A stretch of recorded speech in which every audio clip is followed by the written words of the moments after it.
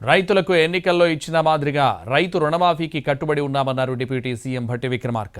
ఖచ్చితంగా 2 లక్షల రుణమాఫీని అమలు చేస్తామన్నారు. రుణమాఫీపై త్వరలోనే మా కార్యాచరణ ఉంటుంది. అందుకు విధి విధానాలని రూపొందిస్తున్నాం. ప్రతి పంటకు మద్దతు ధర ఇస్తాం.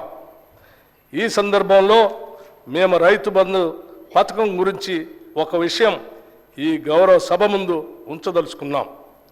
రైతు బంధు యొక్క ముఖ్య ఉద్దేశం రైతుకు పెట్టుబడి సాయం అందించడమేనని గత ప్రభుత్వం ఈ పథకాన్ని ప్రారంభించింది.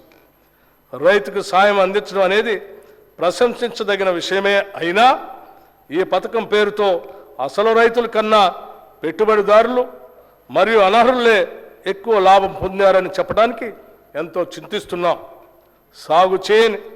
సాగు చేయటానికి పనికిరాని కొండలు, గుట్టలు, ఆఖరికి రోడ్లు ఉన్న స్థలానికి కూడా రైతు బంధు సాయం ఇచ్చారు.